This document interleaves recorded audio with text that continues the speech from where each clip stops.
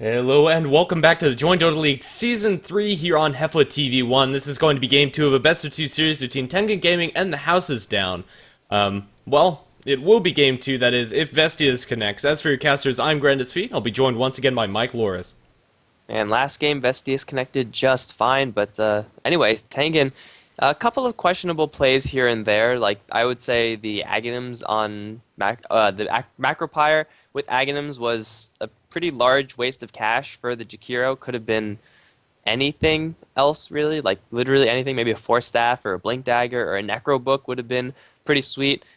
The Aghanims didn't do anything, but that's fine, because a win is a win, and it doesn't really matter how you get it as long as you do get it. And Vestius isn't connecting. Back to the lobby we go. Fun times. Yep, so looks like we're gonna have to try a reconnect. The servers are changed for Game 2, so that's probably why there's an issue, but hopefully it's not gonna be too bad. Yes, we're going to be playing on Brazil now, so the house is down. I would imagine getting a little bit better ping, though usually I think the last one was US East. US East is rather nice towards everyone, when it's cooperating, of course. Yeah, when there's not any DDoSing going on, or yeah, it's a finicky server to be sure, but when it works well. All right, so last game we spent a large part of the draft discussing how THD are going to finagle into a Meepo pick. And, well, I'm hoping for their sake that it's going to happen this game, because their win rate with Meepo, I want to say, is pretty high. Like, I was just looking through a couple of their past games, and it seems like whenever I saw a Meepo, I also saw a win for them. So maybe it's time to bust that one out, though. Tengen should be prepared for it somewhat. They banned it out last game. Yeah, and I think it's going to go about very similarly as last game. I don't think they'll pick it up first stage, and then it'll get banned out in the second one, so... Yeah, I definitely think that Tengen Gaming are pretty prepared for a Meepo pick.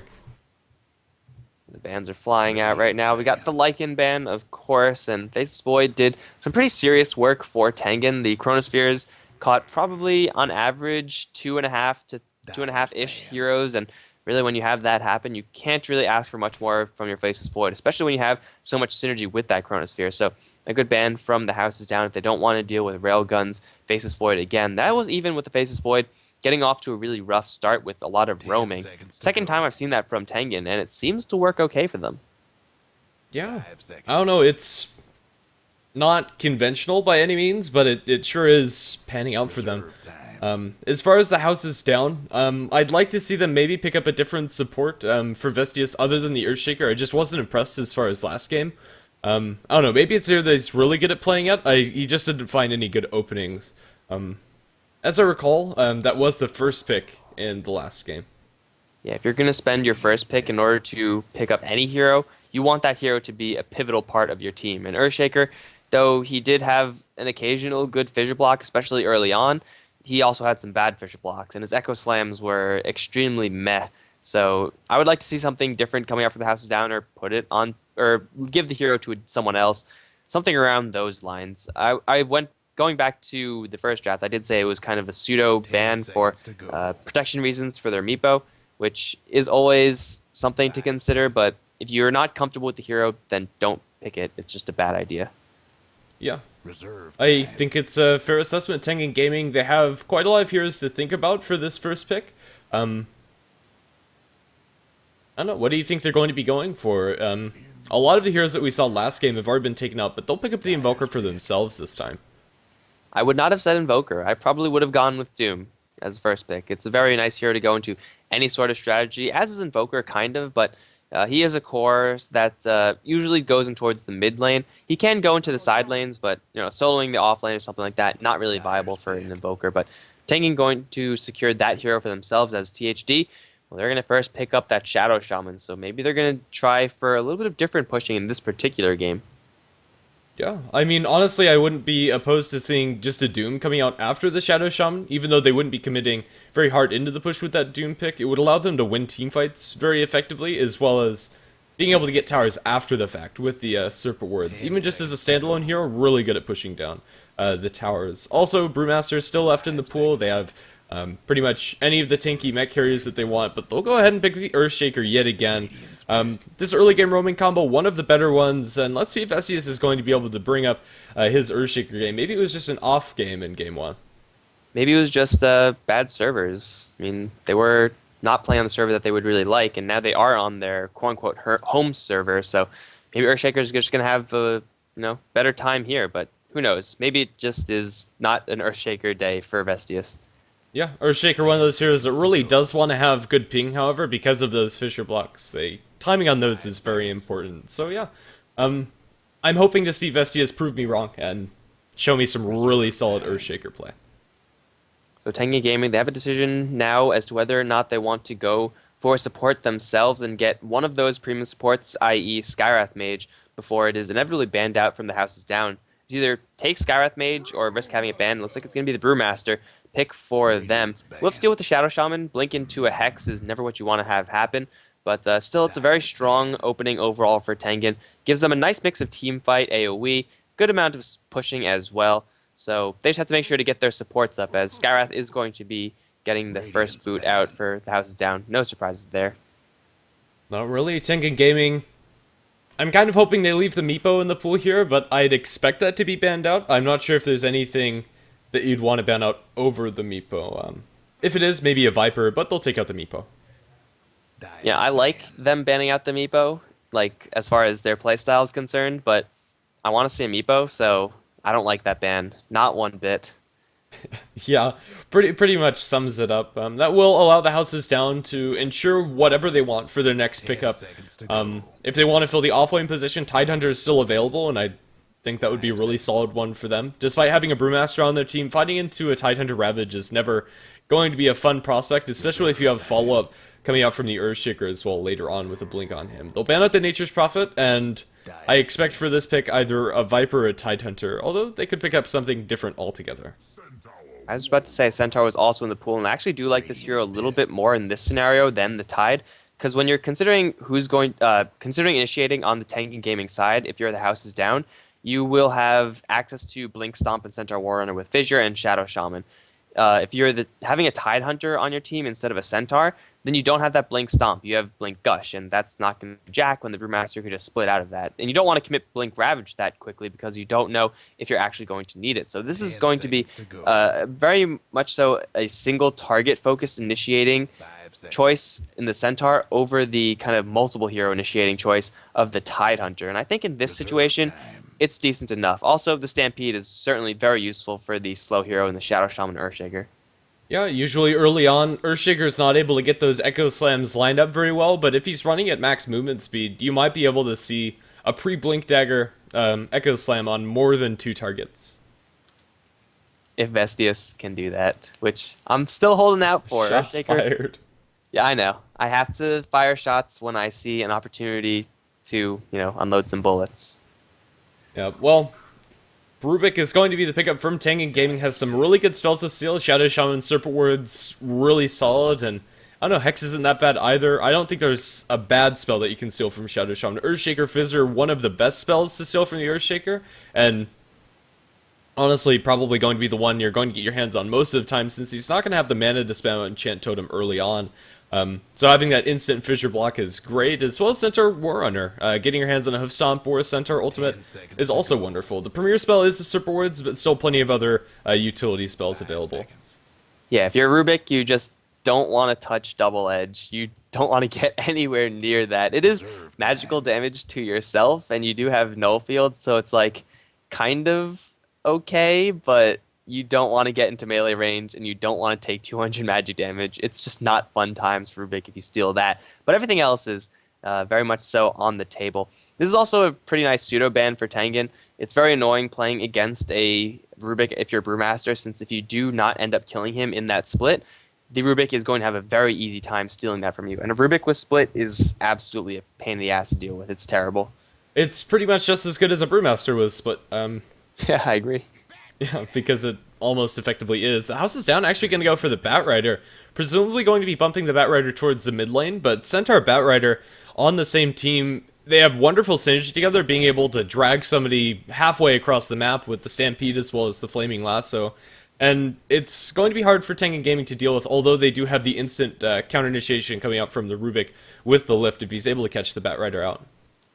This is also just got to be a Vengeful Spirit pick now, right? I mean, countering the Bat Rider, getting people out of the range of the Centaur, I think it would just be the strongest pick for them.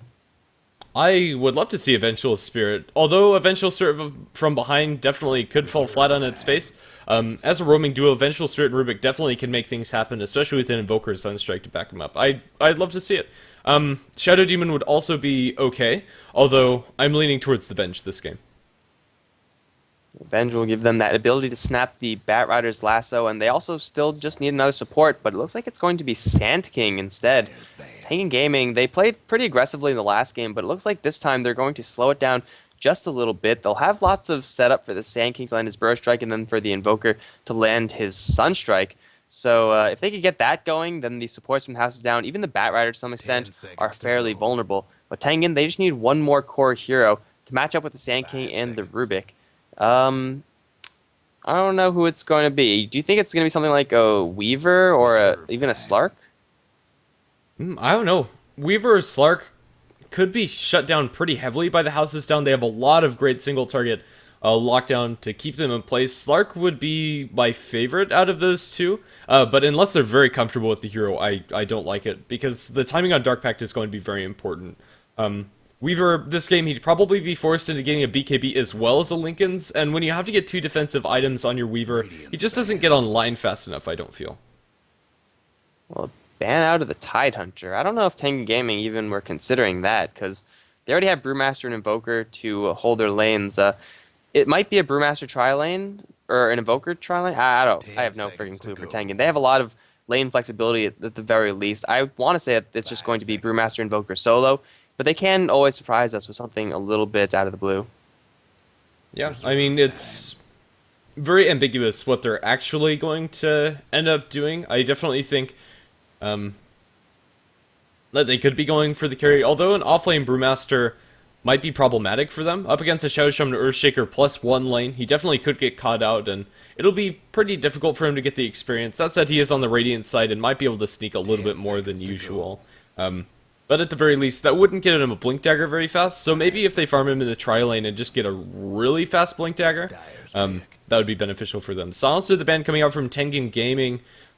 Interesting, they might be looking for another big team fighter as their fifth pickup with that ban, but Silencer good against Brewmaster and Invoker anyway.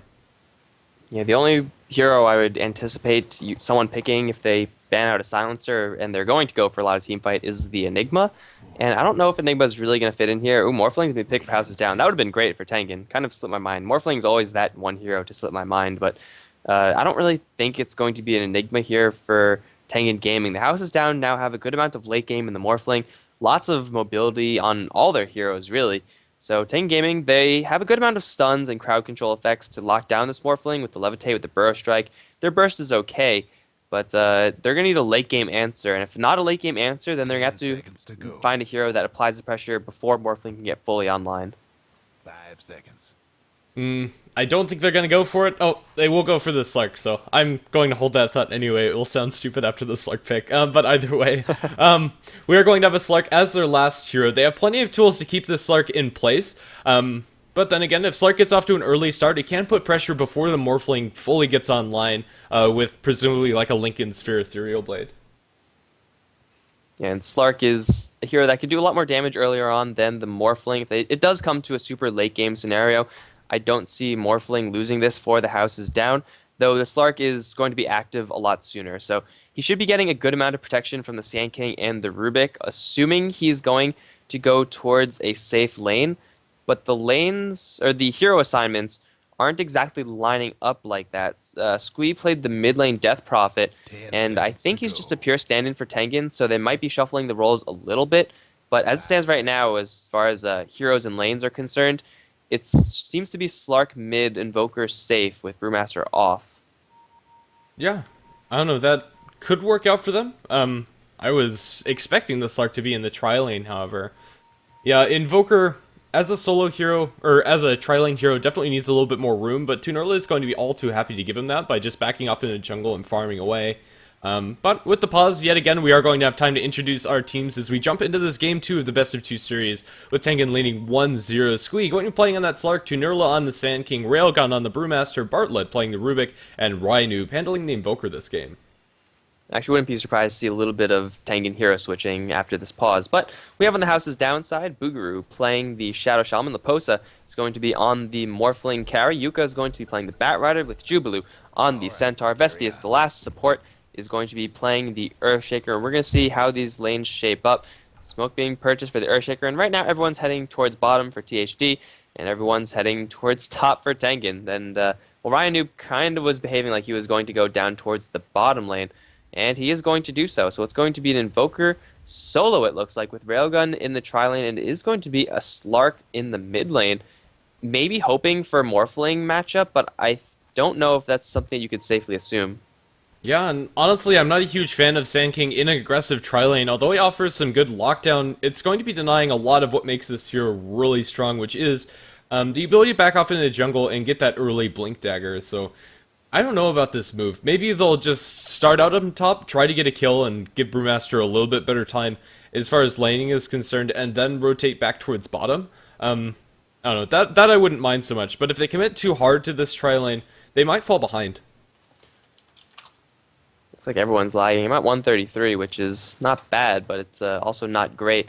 The Sand King does have Boots as his level 1 item pickup with a starting gold, so it is like a little bit better for him in that situation, but Sand King you very rarely see being played in an aggressive tri-lane just because you don't have access to your jungle, so you can't Sandstorm stack and you can't get that fast jungling up with Sand King. And if you're not going to be doing that, then really I think Vengeful Spirit is pretty much the better pickup as far as getting an early play stun.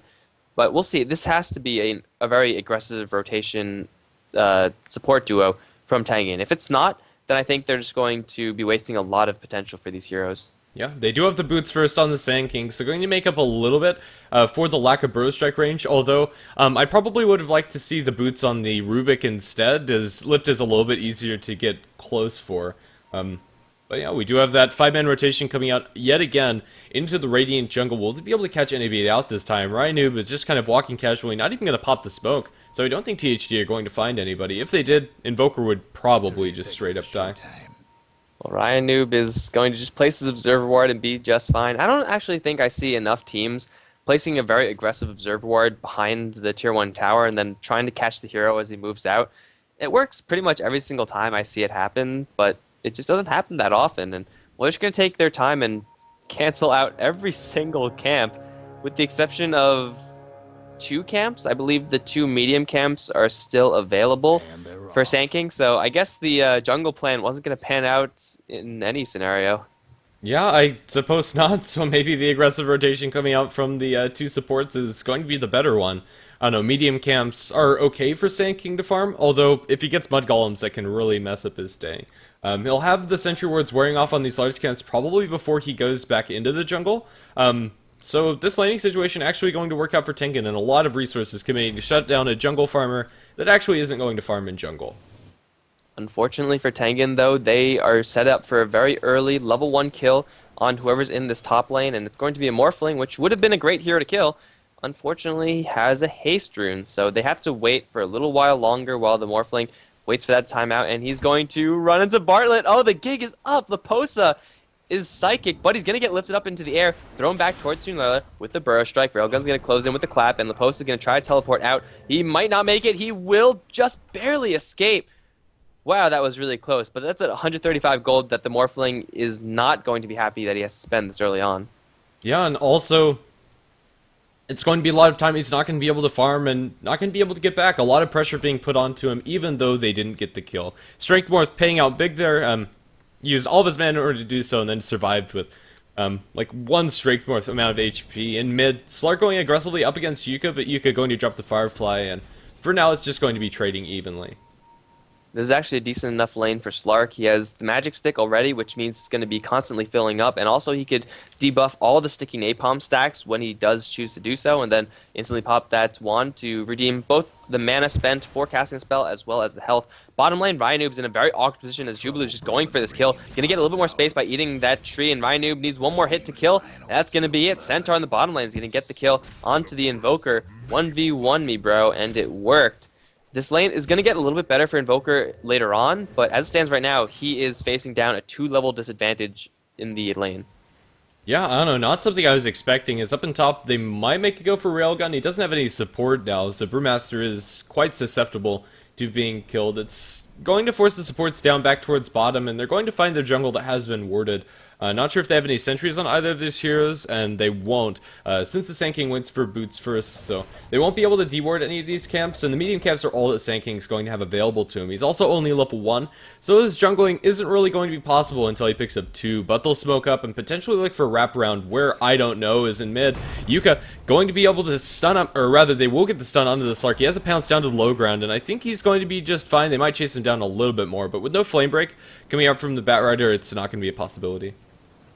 Fortunately, the Slark is not really prepared to fight right now. If he was at a decent amount of health, they could go for a kill on this Batrider and probably get him. Batrider is fairly tanky at the early stages, is at more health than anyone else is going to be facing up against, even the Strength hero of the Sand King, but he's going to go for it anyway. There's Dark Pact and the lift up onto Yuka. Burrow Strike from Tunerla, but Yuka's so survivable and he's invisible as well. Claimed an Invis rune, and it looks like Tengen, they just failed to check the Batrider's inventory. Very unfortunate that they didn't see the invisibility rune there before going, and yeah, Slark had enough HP in order to do that because he had the bottle coming, but yeah, the lack of detection really coming to hurt the 2 Radiant supports that are now going to be back down towards bottom. Rubik still sitting behind the Slark. I'm not sure he's going to be able to do anything, and well, just kind of matching pair with Vestius here. He's sitting behind the Batrider, looking pretty similar to last game. Brewmaster hasn't been completely zoned out, managed to find himself as level 4. You compare that to Centaur, he's at level 5 because of the solo kill on the Invoker. So both offlaners doing decently well. And Ryanoob is slowly recovering in this lane. He's getting more points in Exhorts, and with the Forge Spirit active, he's going to have overwhelming base damage versus the Centaur. But Tunerla is still going to be facing up against only, well, the hard camp on the bottom, or the hard camp near the mid lane is now open for him. So he could start stacking that, but he's not anywhere close to level 3. They're going to go for a kill into Jubilee. However, he should see this one coming a mile away, but it looks like he doesn't because he's not moving. Here comes the Rubik with illusions, and they have a cold snap already. Centaur's looking for the stomp, but he's going to get burst struck, still frozen in that stomp animation. They have the lift as well, but he's going to turn around for Ryanoob. Way too close there, and the return providing some serious value. Centaur does go down, but in exchange for the Invoker, Tunerla's going to be a little bit happy with that because he gets level 3, but that's not a trade that should have happened. No, and Centaur is going to be very happy. If there's any time where you get ganked as an offlaner and you're able to turn that into a kill on the enemy carry, that's wonderful. And Invoker just not having a great time. He's going to be forced to buy a TP as well. His hopes of getting an early Midas are completely squashed as he hasn't really been able to farm very effectively. And this Blink Dagger, although going to be delayed a little bit by backing off for the Trinket Boots as well as the Orb Venom, is still going to come out at a good time, and while Centaur is going to be lifted up by the Rubik, I think that's going to delay things, but he still has the ultimate. He's going to get cold snapped up with the Force Spirits auto-attacking. It might be enough to save the Rubik's life. The Jukes are real as Tunerla comes in with a Burrow Strike. No mana for it, however, and well, Jubilee saw that. He might be able to make a turn here. He stomps up Tunerla and has a double edge available. Actually getting a double edge to Rubik because Shadow Shaman gets killed on the Brew, and Tunerla, I don't know, Jubilee is just not going to stop her, is he? I have no idea what's going on. Eventually he will back off. Sunstrike up on top will kill off the Morphling as the house is down. Did go very aggressive onto the Brewmaster and did bring him down. It was very, very close. The Morphling was taking tower aggro, but then the Earthshaker pulled it at the last second, saving his life.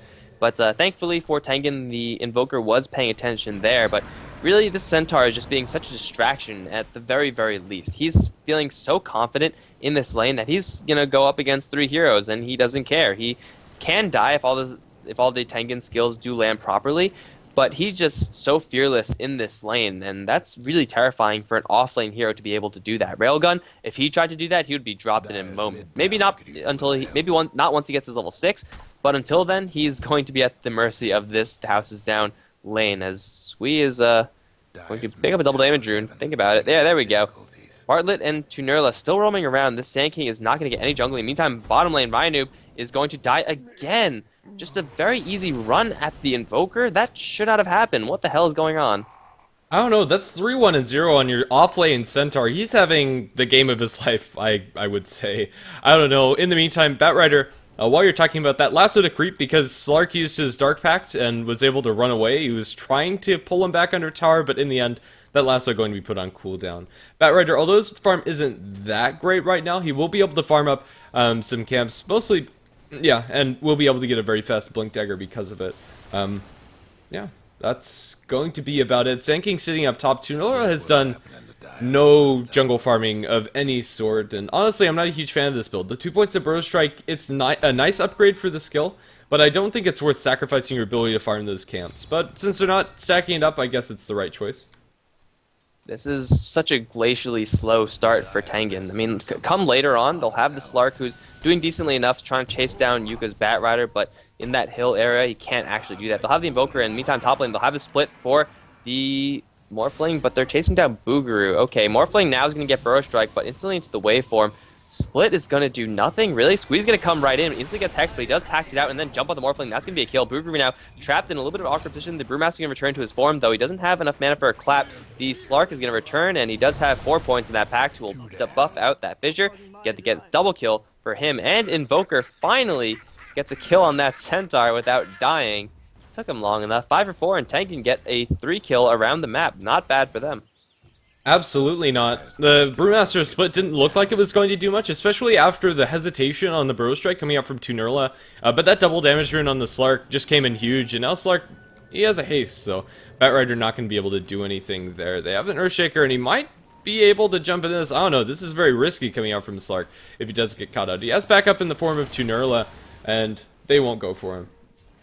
Well, we saw Squee last game. He is a type of player to play a little bit fast and loose. Not that great with the Death Prophet. Much, much better on the Slark. You could jump in and kind of YOLO yourself into a awkward position. Then you might get a kill, you might not, but you're Slark, so you have many, many tools to get out of that. You have Death Pact, you got Pounce, and you have Shadow Dance, plus a full, almost full Magic Wand. So it's a little bit of a better player to hero assignment, I would say. It fits his playstyle a little bit more.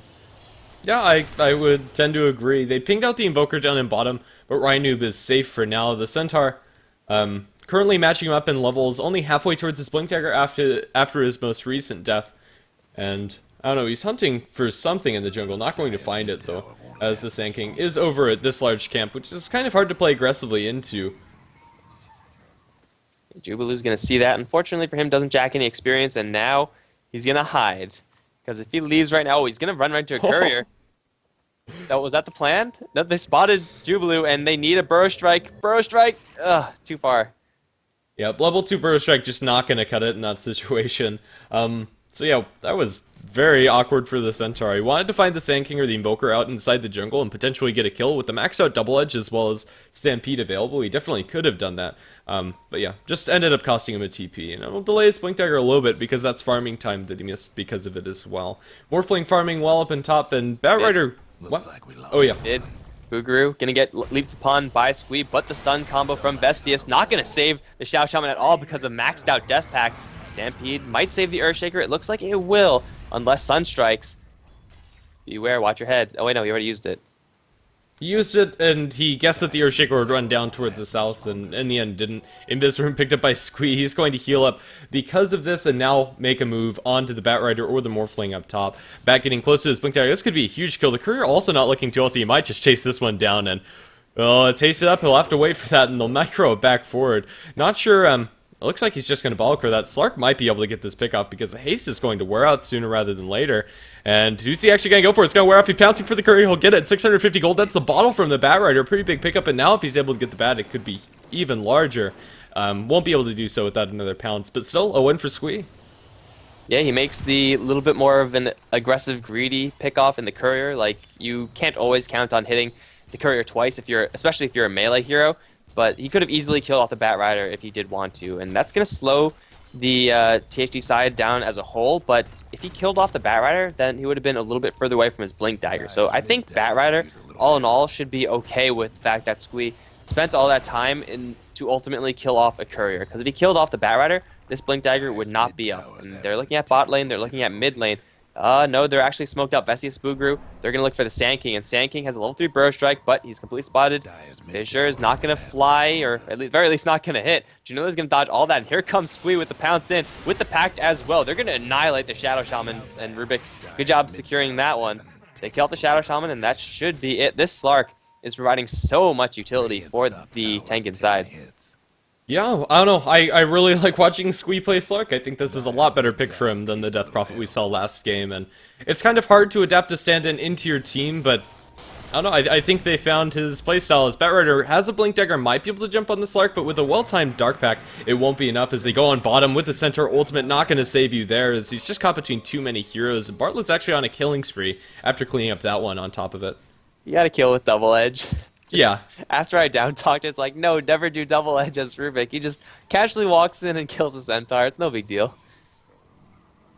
Yep, Brewmaster, he has his Blink Dagger as well, but currently being played very aggressively up by Laposa. I don't think he's going to be able to get out of here. The misses are probably going to be enough as Invoker gets killed in the Shadow Shaman. In the meantime, Sunstrike, after the Slark, was working on him with some illusions.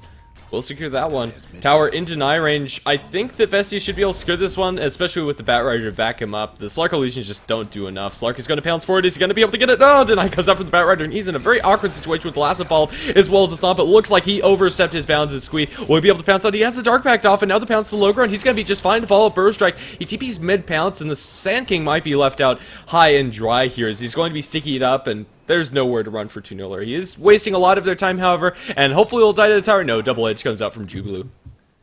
Poor Tunola came in at the perfect time to save the Slark, but Slark was fine, and now Slark has a Blink Dagger. This Slark is taking a lot more hits than I really expected, going for Bracer casually, plus Strength Treads, helping the Slark survive in a scenario where otherwise he would have just, instantly been dropped due to all that magic damage going his way, but at the end of the day, Slark continues his spree of killing everyone and surviving. The Sunstrike that you mentioned before was to kill off another target that Squee helped set up. He was doing all the damage, and then Invoker decided to kill steal that one. But Squee has his eyes in the bottom lane. With the Blink Dagger, he could pretty much jump in and 100-0 this Earthshaker. Instead, he's going to go for the Shadow Shaman, Pounce, and Pact. The Pounce is actually going to land. That was right on the edge. Well played by Squee. He's going to take a Fissure, but it's not a big deal. He's going to regenerate safely in the dire jungle. Yeah, now goes back in the Earthshaker after just regenerating a little bit. TP attempt coming out from Vestius will be enough. It looks like it will. No, he's going to be stunned by the Cold Snap from long range, and Vestius cleaned up by Squee. Man, he didn't need the Blink Dagger for that first one. Just found the perfect pounce opportunity. Ends up cleaning up 2 down bottom. Center Ultimate's deployed. Not sure where that's actually going. Batrider's stuck on a cliff and might get caught out here. Do they have vision of him? They do. Oh, Yuka is just going to get crit down by the Brewmaster. Yeah, Sunstrike was narrowly dodged by the Batrider rather. He blinked out of it, and it would have hit him, but fortunate blink timing for the Batrider. The Tengen side, they have a little bit of a rough start, but now they're just getting everything they can possibly want. They're going to jump in once again for Bugru, bringing him down to 100 HP with just the combo from Squee. He's going to get hoof stomped, and I think he's going to get hexed up, but he's going to pact out all of that again. The THD side just can't kill this fish. It's just not happening. Yeah, they're getting a lot of farm on their Morphling in the meantime, but kills are greater than CS, and Slark isn't looking too shabby in the CS department anyway, but with 5-0 and 2, Squee is completely taking over this game, and there's nothing that the Morphling is going to be able to do for that for quite some time, as he's going for a Lincoln Sphere first, and his game impact is going to be delayed until about 25 minutes. Will his team be able to hold out before he's able to get that?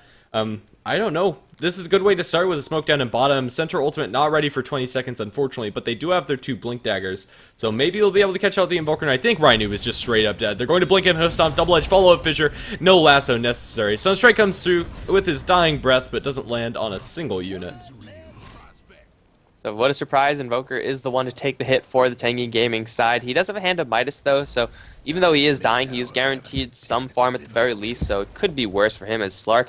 Looking down towards the bottom lane. 2 heroes, not a problem. He's going to jump forward for Yuka. The teleportation, though, this time not going to be canceled by Cold Snap. Jubilu, right around the corner, is going to think about helping his Batrider, but instead Squee's going to go straight for Laposa. Going to pact out into a stomp. No, instantly to the Shadow Dance. Squee can keep himself alive. He's actually going to turn around, blink forward for a Hex, which will instantly be packed out again, but this time Squee, with a 3-man Burst Strike, will survive again. Rokan's going to jump forward for a 4-man Clap, plus the Echo Slam, but it's not going to be enough. There is the rest of the heroes from THD going down, and somehow Squee survives.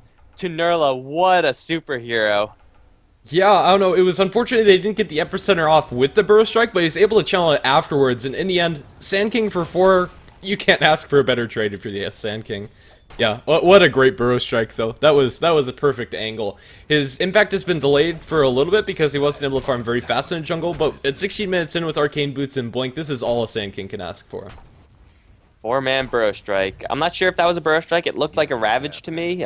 Sometimes get those two confused when it's in the hands of a really good player, but THD, they were so close to killing the Slark. It was so freaking close, but at the end of the day, they used the Echo Slam to try to slow down the Brewmaster split. That didn't even work out. Split didn't really matter in the end too much, but the most crucial point is that they got completely wiped and Slark survived, and he's looking for more up on top. Leposa is fairly tanky to the Slark. He can just waveform out or replicate out, but not when the Slark gets the jump on him. Leposa can take quite a couple of hits. Sunstrike will land squarely onto the Morphling. Squee can get another packed off, has another pounce in just a couple seconds. Leposa might get bursted down. No, into the Shadow Dance the Slark goes, and now Tunerla, with the help of the Invoker, is going to try to take out Yuka with a Stampede. It will be enough, barely. Tunerla, though, getting waveformed on. Leposa still doing the damage as Squee does slip out. He's very low on mana, so I don't think he's going to make a return, or will he? This guy stops for no one. He's going to find Vestius, and he sees the Morphling, but he's instead going to settle for the tower. After all said and done, the Rubik dies in bottom. Looks like solo to Booger. What happened to the Rubik? I have no idea what happened to the Rubik, but they take a nice fight top as Jubilee tries to initiate once again onto the fish. He'll be unsuccessful in killing it off, and the Tower of Destruction does go the way of the Radiant. They have to worry about the Slark illusion. The Morphling can come back once he gets some HP, but it's not going to last long enough. Railgun looking for a blink forward into Vestius. Will land that clap with a big crit as well. Sunstrike will land, and another hit from Railgun. That's going to be a kill on the Earthshaker. Tengen, they're looking so good after a rocky start. Yeah, it's looking wonderful for them. All they needed was really those Blink Daggers to come online, and oh, that's a solo kill onto the Shadow Shaman coming up from the Sand King. Didn't need the, epicenter for that one. They did secure the kill on the tower, which is good for THD, but at the cost of your support's life, a fairly even trade. Yeah, that was just a very easy, clean blink into a burrow strike into Sandstorm, because Sandstorm does actually a lot of damage, especially when you're a Shadow Shaman. So Sand King getting himself another kill. Tunerla has been, even though he had a very rocky start, he's been playing so very well in this game. Like, you gotta hand it to him. But top lane, Slark has also been doing a lot. He's gonna go straight for Jubilee. Sunstrike will be right on the mark. Rest in peace, Centaur. Squee gonna find himself yet another assist this time. He's at 2,800 gold. I don't know what you go for if you're Slark, but I think the correct answer is whatever you want. Yeah, I think that's a pretty solid answer as well. Yeah, you might just save up for the extra stat items in the Scotty. Basher wouldn't be awful, but I think just tanking up a little bit would probably be the safest choice. But I don't know. Bottom lane, Ryan Noob's going to get lassoed. The Echo Slam stolen by Bartlett. It's not going to do too much damage, however. Now he's going to get chased down. Tunerla's going to come with the Epicenter once again, playing the superhero role. The Sandstorm's going to kill off Boogaroo again. Batrider's also going to go down to the Invoker, the Forge Spirits, it looks like. And THD once again get wiped. Tunerla, somebody stop the Sand King. Please, I don't know. I thought that would go a lot better for THD, but in the end, when you catch that many heroes out, it's just not a great situation to be in. Leposa, he's going to be able to replicate out if things go south, but Slark on the north, he's looking for a pickoff. Morphling, he's not going to be locked down as Tunerla trying to escape here. Slark, he's going to pounce straight onto Jubilee, and Jubilee is probably not going to stand a chance here. He's juking around as much as he can while he's leashed down, and now with Railgun also doing the fray. They get a nice double fissure as well as a follow-up. Squeeze, is he going to live? It looks like he will towards the left because of a nice burrow strike coming out from Tunerla, and now with the split, they're going to be able to boulder toss up one of them. Squeeze is healing up and might rejoin this fight, and it could be huge. The Fire Panda is going to die. The Sunstrike going to be completely off the mark, but it doesn't matter as the damage is going to be there. Leposa is going to be stunned by a boulder toss. Do they have enough follow-up? I don't think they do as the waveform comes through, but the burrow strike also from Tunerla. He's going down towards the south, will be brought by a flame break, and now double kill for Yuka as they get another kill in the flames. As Squee being chased down, they do rather have the lasso, but with a leap away as well as a blink, Slark is going to be more than fine. A very even exchange, I would say, after the wipe, of course, but still Tengen trading pretty well. Tengen is getting so much out of this game. Still, the Slark is... The real scary thing is he hasn't spent any of his gold since his Blink Dagger. He's might even go for a Relic and get a very awkwardly built Abyssal, but he's going to jump for the Leposa one more time. The waveform will break that tether, and then he's going to jump all the way back to the base. Sunstrike was unfortunately off the mark, but yeah, Squee can only get stronger from here on out because all this time, he's 6-0-7, and he's been working with 2 items. Like, That and Tunerla backup, who, by the way, has had so many great burst strikes and escapes this game, is playing out of his mind. The Veil of Discord is now going to help so much with that epicenter damage. Invoker going to benefit a lot from that as well. Squee might finally die. They're going to stampede forward, but they can't catch him. You can't catch the fish. He's just too slippery.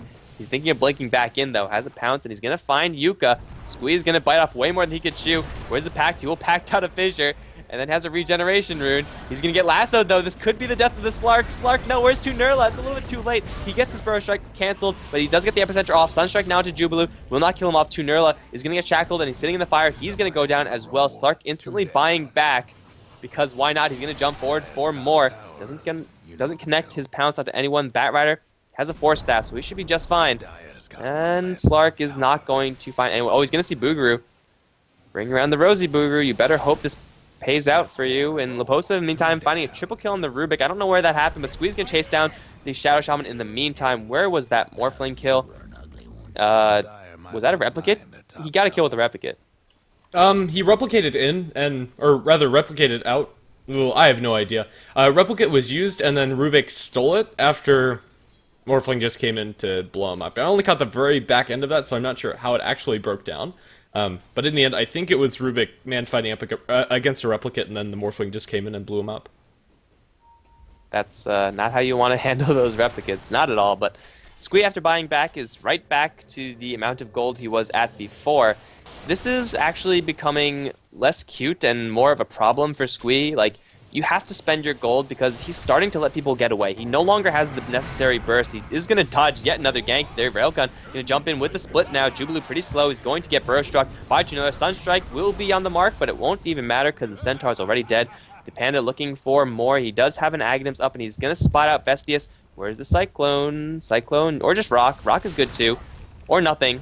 Burrow Strike is fine. Yeah, that'll do it. They're going to kill off Earthshaker very easily. Yuka going to jump forward, but Squee is here, and he's going to get a pounce onto Boogaroo. He's trapped in the wards a little bit, actually completely trapped in the wards. Squee, someone save him. Where's Tunerla, the superhero? There he is, a little bit too late, but he will get 2 kills for his team. Tunerla going to find himself a double kill as Leposa is the only one to survive in that. And 31-17, THD once again lose 4 heroes. Rubik wasn't even a part of that, nor was the Invoker. But seriously, Slark, spend your money. This is becoming a problem. Yeah, he's lost so much. After dying twice, after sitting on that big of a pocket of gold, and then buying back as well. If he bought something, he would have survived before, like, pretty much anything that gives you strength stats. He wouldn't have died the first time, and I would be inclined to believe that he wouldn't have died the second time as well, although that one would have been a lot sketchier, as Tunerla was not very close at all. Yeah, I don't know, he needs to just commit to something. If you're gonna go for Scotty, pick up an ultimate orb or a point booster at least. I don't think there's a reason to sit on this much gold, ever, unless you're completely 6-slotted.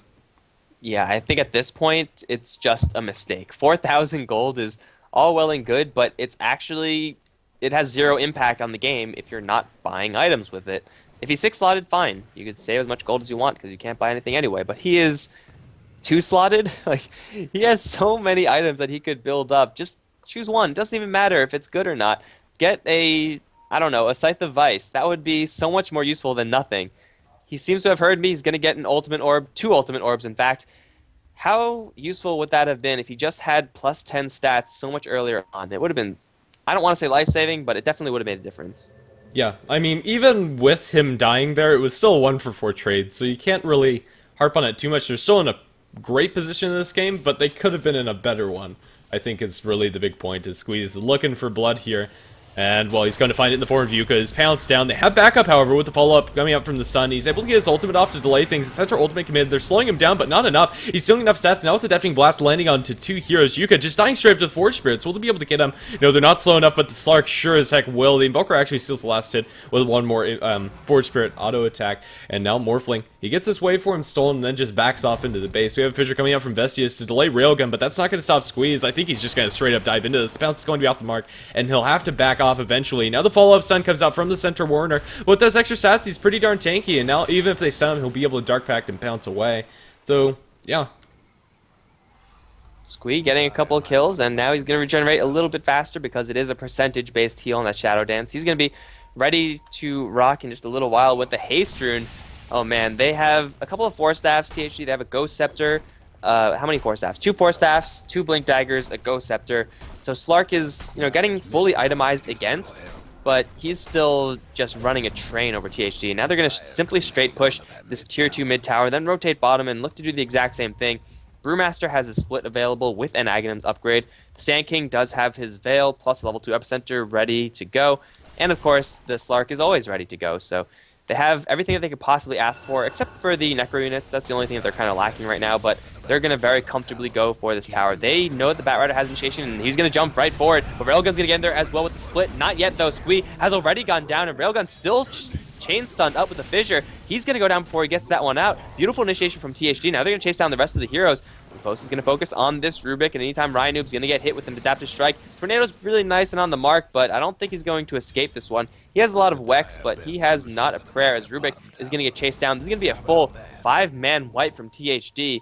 Huge plays by the Earthshaker and the Batrider, not only initiating on the Slark, but also completely shutting down the split potential from the Brewmaster. Yeah, I don't know, that went as perfectly as you can ask for THD, and the tier 2 tower still stands. It's in deny range, and I'd expect them to deny that, but yeah, what a great fight for them. Many commends to Vestius on his Earthshaker as well as the Batrider by Yuka. This will get them a tier 1 tower, presumably, as well as a Roshan, and well, it's a great move back into this game. Morphling now has his Ethereal Blade, and things are looking up for them, despite still not having advantage. And I mean, it's still 10,000 in favor of Tengen. It'll probably dip down a little bit further, and experience is going to dip down to about 10,000 as well. Buyback from the Slark. Again, this is going to delay his item progression for quite some time. Tengen gets a deny in the towers. He's looking for blood here. Can't really go for that Morphling, however, and pops his Haste Rune and does nothing with that buyback. I mean, he gets a kill on the Shadow Shaman, but a buyback for 1 kill really isn't worth it, especially since he wasn't able to farm up that lane either because of the, I don't even know what you want to call it, the buyback farm penalty. You can't get gold from creeps when you, after you buy back. No unreliable gold can be acquired. Whatever that's called, they will eventually take down this tier 2 tower, and Shadow Shaman is down. But the exact same thing could happen for THD if the Tengen side get locked down. But again, that was kind of a anomaly in the fight, and that Brewmaster is going to be so rarely completely chain stunned so that he can't get a primal split off. So Tengen, they're going to feel very comfortable going in for round 2. Batrider off to the right side looking for initiation. Going to find it onto Squee. This time he will pact it out, however, much better initiation as Railgun does get in there for a split. Who can he catch? The Hoof Stomp has been stolen by the Rubik, but it looks like no one's going to be caught. The Serpent Wards do get deployed. Squee is going to take quite a bit of damage. Needs a couple of minutes to heal, a couple seconds to heal, rather. Morphling up into the air, looking for a target to shotgun. As Boo does get lifted up into the air, gets dragged back really far into the Hoof Stomp, in fact. Brewmaster's going to get the kill, and Jubilu can jump in for his Hoof Stomp of his own, but he's going to miss. Railgun now all alone, versing 4 heroes. Where's the rest of the Tengen team? It's time to save the Brewmaster. Guys, save the Brewmaster, guys. Or just run away, you cowards. Brewmaster manning up, and unfortunately he can't get anything. Where is Squee going? He's going to go backdoor tier 3 tower because he doesn't give a damn. He might be punished from this. He does have Shadow Dance and a Blink Dagger in a couple seconds. He will pounce his way out. Fissure from Vestius, not there yet. Force Staff from Jubilu, missing a Hoof Stomp yet again. He will blink out Squee, and looks like he will be just fine. He has to worry about Janurla, who just got hit with a Fissure, and the Batrider is still in the air, still looking for a lasso target, though Blink Dagger not available to him. Squee, you're just going to get hit with an Adaptive Strike as Morphling not going to unleash the entire shotgun load on the Slark. Would just be a waste of a cooldown. But now Slark has an Invis Rune, looking to turn this one around, and unfortunately for Leposa, he's going to get caught, though he does have a Replicate and an Aegis, so there's no way for Leposa to actually die. Burrow Strike? Where's the Burrow Strike, Janurla? It's a little bit too late, I would say. Leposa is going to now shotgun Squee, and he will back off. Yeah, Squee, he might not back off. He goes in, DPS is ultimate available, and the Echo Slam committed. Slark, what are you doing? Oh my goodness, yeah. Definitely worth the Echo Slam to get the kill onto the Slark there, and just not a very advised move. Leposa had his Replicate as well as his Aegis. Even if he got the Aegis, he would have died for it anyway, and that wouldn't have been a great trade. And even worse, just giving up your life. Guys, it's never too late to 322. Tengen still at around a 10k gold advantage, but experience, they were up near 20k advantage. They're slowly starting to lose it as it's now closing in back towards 5,000 advantage of Tengen. So the house is down. Their Morphling is getting some pretty frightening items. They do go after Jubilu with the split. Sunstrike in anticipation of a Force Staff, I guess. Well, they kill a Centaur regardless, so that's fine. But Leposa is circling around. He has a shotgun, and Ryanoob looking awfully tasty here. Where's Leposa going to find? He finds Janurla. Janurla, no! Survive! Oh, wait for me to do him in. And now Bart trying to get the Lincolns popped with the Fade Bolt so we could lift him up. Not going to happen. The Slark is still dead for another 15 seconds. And THD, they get a kill on the Sand King. They get a tier 2 tower. And they still are in control of all their Raxes. Now a Blink Dagger on Earthshaker. Things are looking worse and worse for Tengen. Yeah, this is unfortunate that Earthshaker used his Echo Slam for the Slark kill, so he won't have it for this high ground defense if they actually commit to it. But yeah, Tengen, they're getting a lot of what they need to be back here as a Fissure. It's going to clip onto Ryan Noob, just a tip, as they go in with the Adaptive Strike, but the Batrider already backed, so they won't be able to get that kill. And with a Ghost Walk, I'll even ensure it even more for Ryan Noob. Alright, so what Tengen have to have happen right now is that they need to have a fight where they initiate correctly. So, like, someone gets lassoed, fine. Ideally, it's Slark and he packs it out, but Railgun needs to get his split off, and the General Sand King also needs to get his epicenter off, because there haven't been that many epicenters that have been used in those team fights. They've mostly been coming out in those little skirmishes that have resulted in a 4-for-0 exchange for Tengen. Since those exchanges have happened, there haven't been any epicenters at all, which means no additional damage from Vale, and now Squeak going to get shotgunned right into the face, though he's going to shrug that one off. He's going to finish his eye of Scotty 30 minutes into the game. He spent so much on buybacks and just holding gold. It would have been up a lot sooner, I want to say, if he was just playing a little bit more conservatively. It would have been up at 20 minutes, and had he been playing more conservatively, I think. Even just, like, buying the components, I think he would have been able to do so. If he didn't buy back twice, they're going to jump onto him, and now he might die here as they follow up with the lasso. No expenses paid here, but they don't have the follow-up. No, they have the Fissure now, as well as the Enchant Totem and the Flame Break coming out. He's not able to get the Dark Pact off. He does get his ultimate over, and now the leap to the high ground. Squee might survive, especially with the Burrow Strike Epicenter going on to 2. Up in the high ground, he's going to get caught out by the Batrider, but still, Sand King making a pretty good move with the certain strike coming out to secure the second kill. Tenerla going to be lasted up, but it's not going to be enough, as the backup is inbound with Railgun, and now another Burrow Strike onto Yuka. Follow-up lift. It looks like it's going to be a 4-for-1 trade, as Yuka don't think there's anywhere to run. He 4-staffs down to the low ground, which might save him, but now the 4-staffs come through, as well as the blink from Railgun, and officially going to make that a 4-for-1. They got the Slark, but at a hefty cost, as he was able to delay that long enough. Oh, Rhino might get picked off by the Morphling, but no detection. He won't be able to see him through the Ghost Walk, and Laposa still has that Aegis, so I don't think he's in any risk of falling. Still a pretty good team fight for Tengen, despite losing Slark. The house is down, also bought back with the Batrider, which was, I guess, more of a precautionary buyback more than anything else. Like, they didn't actually need him anywhere. Morphling was AFK for that entire fight. He was in his base for some of it. I don't actually know where he was for all of it, but if he was there, it would have gone much worse for Tengen, because they had just all the time in the world to pick off one after another, because they didn't have to worry about anyone turning around. Everyone from the house is down. We're just running away. Oh, Bartlett, rest in peace. No, he's actually pretty tanky with that maxed out null field, but I don't think he's going to survive. Yeah, Morphling gets another kill. 2,900 gold in the bank. He has the Yasha up, so that should be a very quick Manta style within a minute, I would say. And THD, they do get wiped, or mostly wiped, 4 heroes down for, I believe, the 3rd time this game. But still, it's not completely terrible for them. Yeah. Rubik, with the stealing of Strength Morph, as well as that maxed out null field, as you mentioned, is an instant kill, and is actually about as tanky as a Slark is, as far as Ethereal Blade is concerned. But yeah, not going to be able to survive there. I'd like to see him pick up maybe just a nice armor item for him, potentially even just a casual plate mail, so he's able to sustain through the right clicks of the Morphling. But the majority of their damage is magical, so I think it's okay even if he doesn't. I think probably the best item would be Vlad's. So many heroes would benefit so much from Tengen, especially that Slark, but also armor onto everyone. When you have 0 agility, it's certainly going to be very useful. Morphling looking for a poor target. Who's it going to be? It's probably going to be a support. Tunerilla's right there. There's a free one. Shoot him. Get the courier. Shoot someone. Get no one? I don't know, he's just standing there. He can't decide who to go on, which is unfortunate. I mean, he probably could have gotten the courier, but now everybody's going to blink away, and I think they're going to be just fine. If he goes, he'll die. He didn't have a replicate, unfortunately. He might dispel a smoke here. That'll be pretty baller. Oh, the Posa do something. You're going to run out of invisibility. There it is onto Tunerla. Though the waveform isn't there, the pounce will miss. All that time to do nothing. Oh, what a shame. Yeah, that's too bad. I mean, he had like an opportunity, like at about half the duration of the Invis rune, where he could have killed the Sand King or gone for the courier, and it looks like he was just kind of indecisive there. He needed to make a decision. One way or another, it would have been a lot better than wasting another 20 seconds on top of that to end up securing nothing. Anything for the suspense, though. Totally worth it. So, yeah, Slark, after his Eye of Scotty purchase, looks like he is going to go into a Basher, which begs the question, why not get those items first? I don't know. Centaur is up on the high ground along with Yuka. They're looking to make a backstab happen in the mid lane, perhaps, or just apply some pressure to the bottom lane. Junilla's going to find a haste rune for himself, and Slark moving very quickly just to see if anyone's in the jungle. They might catch Booger if they go straight north right now, but looks like instead they're going to wait for someone to come in the mid lane. The THD side are going to be facing down a pretty strong push from Tengen, but Tengen, they need all their team fight ultimates to land and really be proper if they want to have this fight be taken convincingly. They're just going to go for mid. Probably would have been a lot easier going for top. The Forest Spirits are going to go work on that, and that's going to be a free tier 3 for the Invoker.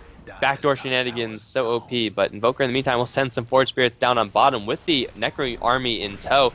They're going to split push this one, actually, against Bat Rider. A little bit risky. Bat Rider's going to drag Ryan right into the clutches of literally everyone. Shotgun him down, and that's going to be it. The Necrarine is still working on the tower. In the meantime, Squee starting to hit the mid-tier 3 tower, but THD with the 4v5 advantage that they have right now, they might lose one tower, they might lose two. No, they're only going to lose one. Tengen, they have to fall back. They could still take a fight in theory if they get a good ultimate combo off, but 4v5 is not something you want to risk. Yeah, I don't know, this Slark, he was looking so good to the early portions, but after that it's just been death after death, and Squee might be able to find a kill here, at least dispel the smoke. Courier, not going to go for that one, or maybe he will, he's deciding. In the end, just blinks away and not going to do anything. Yuka's Fireflied up, probably a wise choice. Fighting in a Roshan pit versus the Bat Rider when you're a man down is a tough call. Though still, they have Epicenter and Split, so if they really did want to do it, they could do it, and they're going to catch Booger. Put him off the cliff. Don't put him off the cliff, that's fine. Morphling has backed out of the Roshan pit for now. Was taking a little bit of damage due to not having any lifesteal. He's going to pop a couple of illusions, and actually the Invoker's bought back. They're going to look for anyone. Invoker's actually going to catch a whole bunch of people with Tornado, but now he himself is caught with the lasso. The damage, though, isn't really coming through. There's the Echo Slam. Railgun's going to jump forward with the clap, and the Split. Going to catch 3. In the meantime, the Slark has been forced to buy back. Instantly got annihilated by something. Vestius is going to try to run away from all these pandas. He is going to end up dropping, but THD, they only lose 1 in exchange for the Invoker and a buyback from the Slark. The Brewmaster, can he reach anyone else? I don't think they can. They might catch the post, now he's going to wait for him out as Trunilla does get his Burrow Strike dodged, and the Morphling will jump back to his base as here comes Yuka once again. Squee is still here, but he's going to get hexed up immediately. Serpent Wards are deployed as well. Lots of physical damage for the Slark. No lasso just yet, and actually the Serpent Ward's stolen. They're going to be dueling each other. Bartlett is going to try to survive with the amount of strength he has. He might get out. No, the Bat Rider is going to snipe him down, and here comes the post going for Squee. Epicenter, in the meantime, was going to pick off the Earthshaker. That was a dieback for him, but Squee on the run will jump to the high ground. It looks like he will be just fine to get a little bit more space at the very least. Junilla going to run to the north as Railgun going to be chased down by Jubilu as well as Boogaroo. Can they kill off anyone?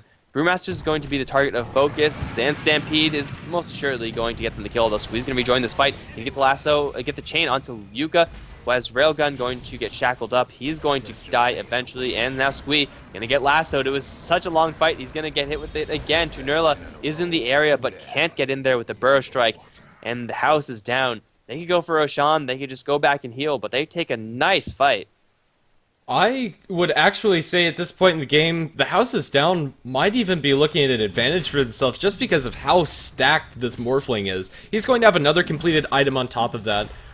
Yeah, this Slark just can't do anything with these items at 40 minutes into the game. Scotty and Basher would have been wonderful at 30, maybe 25 if he was able to get them. But, I don't know, just buying back 3 times as well as dying after each of those times and just not being able to do anything.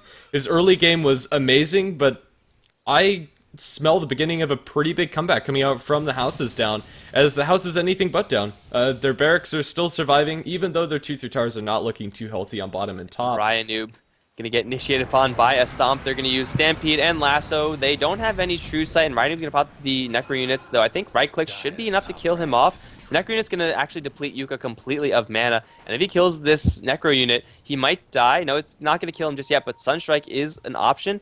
The Firefly actually times out, so Yuka's going to dodge death there. They spend a lot to kill off the Invoker, and they don't get him, but it's not going to be a terribly huge deal. And yeah, you're right. If you just take a quick look at the net worth chart, Slark is actually like nowhere what I would expect a Slark who had like 808 or whatever in the 20-minute mark to be. He's only at 4th because he had to buy back so many times. Tengen, they're very quickly running out of steam. They are. The Invoker's still doing well, but He has a BKB and Necrobook, as well as Boots of Travel. It's going to be nice for split pushing, but it's not going to be carrying this game, and at this point, they just can't kill the Morphling. They don't have a silence to keep him down. They have some decent single-target disables from the Sand King and Rubik to hold him in place, but at this point in the game, it's not enough. He has a completed Butterfly.